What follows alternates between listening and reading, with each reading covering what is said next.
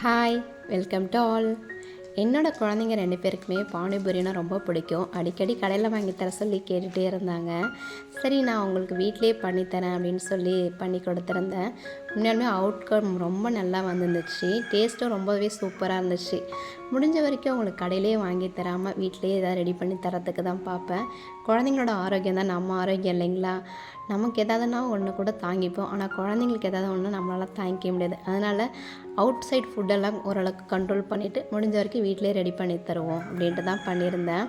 எல்லாம் ரெடி பண்ணி panipuri first serve பண்ணுறதுக்கு எல்லாம் ரெடி பண்ணேன். மேலே பொரியெல்லாம் டாப்பிங்ஸ் போட்டு துருவன கேரட் எல்லாம் போட்டு அதுக்கு மேலே ரெடி பண்ணி இந்த குருமாலாம் ஊற்றி கடையில் எப்படி கொடுப்பாங்களோ அதே மாதிரி ரெடி பண்ணி கொடுத்துருந்தேன். அவங்க 2 பேருக்கும் ரொம்ப ஹாப்பி. அதை எப்போ சாப்பிடணும்னு 2 பேருமே வெயிட் பண்ணிகிட்டே இருந்தாங்க. செஞ்சு கொடுத்தோன்னே அக்காவை தங்கச்சி போட்டி போட்டு நல்லா ஜாலியாக சாப்பிட்டாங்க. டேஸ்ட்டு ரொம்ப நல்லா இருக்குமா அப்படின்னு சொல்லிட்டு என்கிட்ட சொன்னாங்க. அவங்க 2 பேரும் முகத்துலேயும் அப்படி ஒரு சந்தோஷம். பார்க்கவே என்னோட சந்தோஷத்தை அளவே இல்லை, சொல்ல முடியாது. அந்தளவுக்கு ரொம்பவே ஹாப்பியாக இருந்துச்சு. சரி, வாங்க நம்ம வீடியோக்குள்ளே போகலாம். இது எப்படி பண்ணுறது நான் டீட்டெயில்டாக சொல்கிறேன். ஃபஸ்ட்டு பூரியுமே நான் வீட்டில் தான் ரெடி பண்ணேன். அதுக்கு மாவை பிசைஞ்சிக்கலாம். அதுக்கு ஒரு 2 ஸ்பூன் மாதிரி ரவை ஆட் பண்ணிக்கோங்க. பூரிக்கு ரவை இருந்தால் தான் நல்லா பார்க்க அழகாகவும் சூப்பராக டேஸ்ட்டாகவும் இருக்கும். அதனால் ஒரு 2-3 ஸ்பூன் மாதிரி ரவை ஆட் பண்ணிவிட்டு 1 கப் கோதுமை மாவை ஆட் பண்ணிக்கிட்டேன். கொஞ்சமாக தேவையான அளவு சால்ட் ஆட் பண்ணிக்கலாம். இதுக்கு தேவையான அளவு சால்ட்டு போட்டுட்டு நல்லா கையில் மிக்ஸ் பண்ணி விட்டுக்கோங்க. அந்த சால்ட்டு ஈவனாக எல்லா இடத்துலையும் ஸ்ப்ரெட் ஆகணும். அதுக்கேற்ற மாதிரி தேவையான அளவு சால்ட்டு போட்டுட்டு ஈவனாக எல்லா இடத்துலையும் ஸ்ப்ரெட் பண்ணி விட்டுக்கோங்க.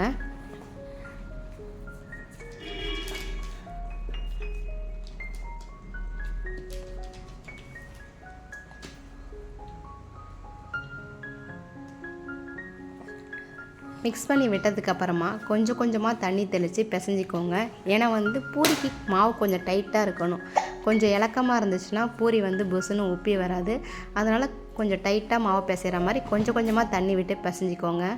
ஆரம்பத்துலேயே நீங்கள் தண்ணி அதிகமாக சேர்த்துட்டிங்க அப்படின்னா மாவு கொஞ்சம் தளர்த்தி ஆகிறதுக்கு வாய்ப்பு இருக்குது. அதனால தான் கொஞ்சம் கொஞ்சமாக தண்ணி தெளித்து ஒரு கெட்டியான கன்சிஸ்டன்சிக்கு பிசைஞ்சு எடுத்துக்கோங்க.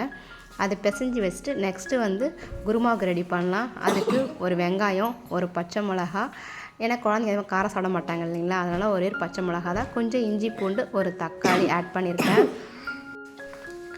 அப்புறமா ஒரு கைப்பிடி புதினா மல்லி நல்லா தண்ணியில் அலசிட்டு கொஞ்சமாக ஆட் பண்ணிக்கோங்க. கொஞ்சம் ஜீரகம் ஆட் பண்ணிக்கிறேன். கொஞ்சம் மிளகு கொஞ்சம் ஸ்பைசஸாக இருக்கும். காரம் நல்லதுன்றதால மிளகு கொஞ்சம் சேர்த்துருக்கேன்.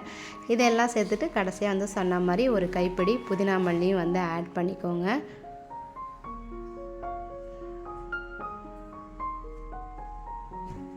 இப்போ எல்லாத்தையும் ஆட் பண்ணதுக்கப்புறமா கொஞ்சமாக தண்ணி விட்டு இதை நல்லா பேஸ்ட் கன்சிஸ்டன்சிக்காக அரைச்சி எடுத்துக்கோங்க. இப்போ ஒரு பேன் வச்சுட்டு அதில் கொஞ்சமாக எண்ணெய் விட்டு நம்ம அரைச்சி வச்சுருந்த பேஸ்ட்டையும் அது கூட ஆட் பண்ணி கொஞ்சம் நல்லா கொதிக்க விட்டுக்கோங்க. இதில் இப்போ நம்ம அடுத்தது ஸ்பைசஸ் ஆட் பண்ணிக்கலாம். ஒரு ஸ்பூன் ஒரு அரை ஸ்பூன் போல் மஞ்சள் தூள், ஒரு ஸ்பூன் கரம் மசாலா, ஒரு ஸ்பூன் மிளகாய்த்தூள், இதெல்லாம் ஆட் பண்ணிக்கோங்க. தேவையான அளவு உப்பு போட்டு கொஞ்சம் நல்லா மிக்ஸ் பண்ணி விட்டுக்கோங்க.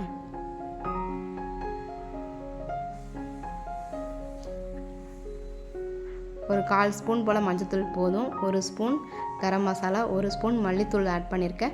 கொஞ்சமாக காரத்துக்கு மிளகாத்தூள் ஆட் பண்ணிக்கோங்க. நான் குட்டீஸ் காரம் அதிகம் சாப்பிட மாட்டாங்க, அதனால் கொஞ்சம் கம்மியாகவே காரம் போட்டிருக்கேன். ஏன்னா நம்ம ஆல்ரெடி மிளகு கொஞ்சம் ஆட் பண்ணியிருக்கோம் இல்லைங்களா? அதனால் உங்களுக்கு என்ன காரம் தேவை பிடிக்கும் அப்படின்னா நீங்கள் என்ன கூட கொஞ்சம் காரம் ஆட் பண்ணிக்கலாம். தேவையான உப்பும் போட்டுட்டு நல்லா மிக்ஸ் பண்ணி ஒரு 10 நிமிஷம் கொதிக்க விடுங்க.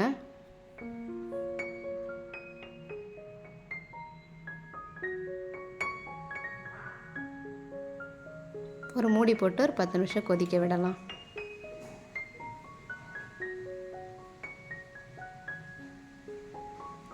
இவங்க கொதிச்சிட்ருக்கட்டும். அதுக்குள்ளே ஒரு குக்கரில் ஊற வச்ச பச்சை பட்டாணி, கொஞ்சமாக உருளைக்கிழங்கு, இதெல்லாம் ஒரு 3 விசில் விட்டு வேக வச்சு எடுத்திருக்கேன்.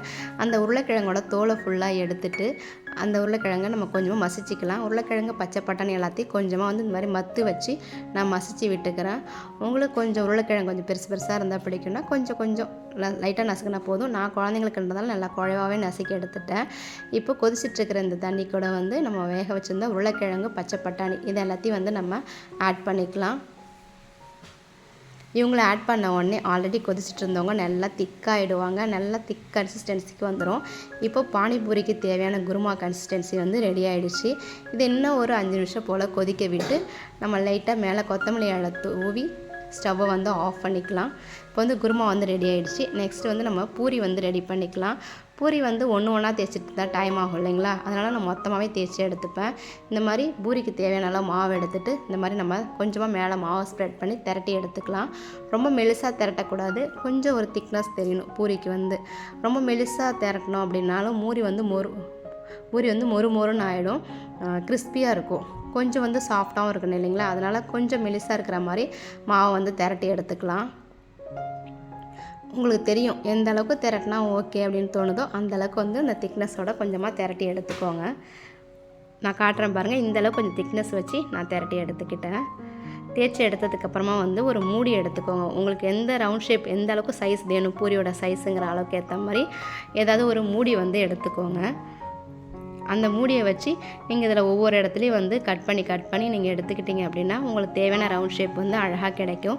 நான் இந்த சைஸ் வந்து பூரி போதும் அப்படிங்கிறதால இந்த மாதிரி மூடி ஷேப் எடுத்து நல்லா வந்து அதை அழுத்தம் கொடுத்து ஒவ்வொரு இடத்துலையும் எடுத்துக்கிறேன். இந்த மாதிரி நம்ம ரெடி பண்ணும்போது அட்டன் டைமில் ஒரு 10 பூரி மாதிரி குட்டி குட்டி பூரி வந்து நம்ம ரெடி பண்ணி எடுத்துக்கலாம்.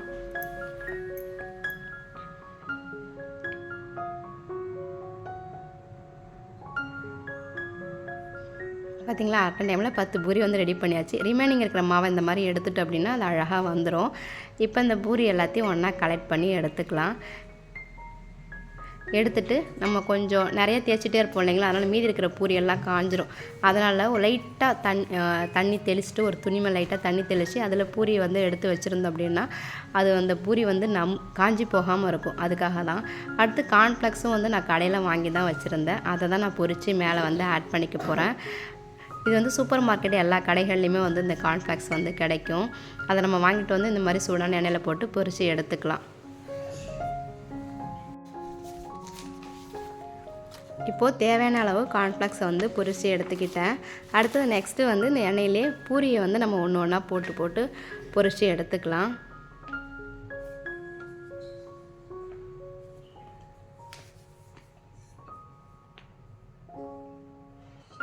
எண்ணெய் லைட்டாக சூடானதும் அதில் இந்த நம்ம ஆல்ரெடி ரெடி பண்ணி வச்சுருக்கோம் இல்லைங்களா பூரி, அதை எல்லாத்தையும் போட்டு நம்ம எடுத்துக்கலாம். பூரி ஒன்று போட்டதுமே அது நல்லா புஷ்ஷுன்னு ஊப்பி மேலேயே எழும்பி வரும். அந்த மாதிரி எழும்பி வந்ததுக்கப்புறமா வந்து நம்ம கொஞ்சமாக வந்து லைட்டாக மேலே எண்ணெயை தெளித்து விட்டோம் அப்படின்னா பூரி நல்லா உப்பி வரும்.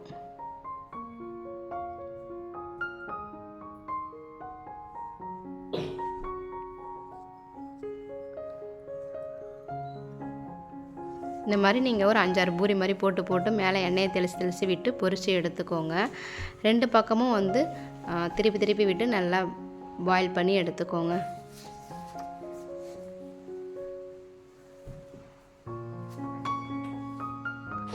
ஓரளவுக்கு பூரி வந்து கொஞ்சம் ப்ரௌன் கலராக ஆனதுக்கப்புறமா வந்து பூரியை வந்து நம்ம எடுத்துக்கலாம்.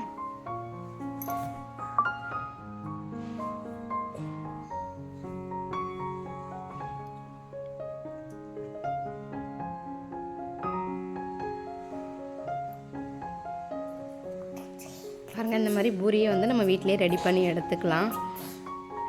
பூரிஸ் எடுத்தாச்சு. அடுத்து கார்ன்ஃப்ளெக்ஸும் பொரித்து எடுத்தாச்சு. இப்போ குட்டீஸ்களுக்கு சர்வ் பண்ண வேண்டியதான். நல்லா பொரித்த பூரியை இந்த மாதிரி கையால் ஒன்றும் பாதியமாக உடச்சி எடுத்துக்கோங்க. இந்த மாதிரி உடச்சி போட்டுட்டு கூடவே வந்து பாயில் பண்ணி வச்சுருக்கோம் இல்லைங்களா கார்ன்ஃப்ளெக்ஸு, அதையும் வந்து இது கூட ஃபஸ்ட்டு ஆட் பண்ணிவிட்டு அதுக்கு மேலே வந்து நம்ம ரெடி பண்ண குருமாவை வந்து நம்ம ஊற்றிக்கலாம். பூரியை முழுசாகவும் போட்டுக்கலாம், உடச்சும் போட்டுக்கலாம். இப்போது இதுக்கு மேலே வந்து கொஞ்சமாக பொரி தூவி விட்டுட்டு அதுக்கு மேலே வந்து ஆல்ரெடி நான் ஆனியன் வந்து கட் பண்ணி வச்சுருந்தேன், கேரட்டு கொஞ்சம் துருவி வச்சுருந்தேன், அப்புறம் வெங்காயத்தை ஃபஸ்ட்டு வந்து ஆட் பண்ணிக்கலாம். ஆட் பண்ணிவிட்டு கொஞ்சமாக வந்து கொத்தமல்லி தழை அதையும் வந்து நறுக்கி இது கூட வந்து ஆட் பண்ணிக்கலாம். ஆட் பண்ணிவிட்டு நான் சொன்ன மாதிரி கேரட்டும் வந்து கொஞ்சமாக துருவி வச்சுருந்தேன், அதையெல்லாம் ஆட் பண்ணி இதுக்கு மேலே வந்து நம்ம ரெடி பண்ணியிருக்கோம் இல்லைங்களா குருமா, அதையும் வந்து இதுக்கு மேலே நம்ம ஊற்றிக்கலாம். ஊற்றினோம்னா கடையில் கொடுக்குற மாதிரியே வேணால் ஸ்டைலில் பானிபூரி வந்து ரெடி ஆகிடுச்சு. இந்த மாதிரி அழகாக வந்து சர்வ் பண்ணி குட்டீஸ் 2 பேருக்கு கொடுத்தோன்னா அவங்க 2 பேருமே ரொம்பவே ஹாப்பியாக ஜாலியாக என்ஜாய் பண்ணி சாப்பிடுவாங்க.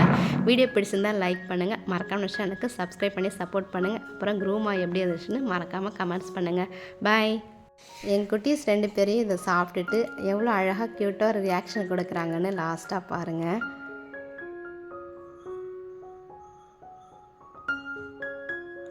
2 பேரும் ஒருத்தர் பார்த்துக்கிட்டு ரியாக்ஷன் கொடுக்குறாங்க. அப்புறமா வந்து என்கிட்ட சொல்கிறாங்க. பாருங்கள். பாய்.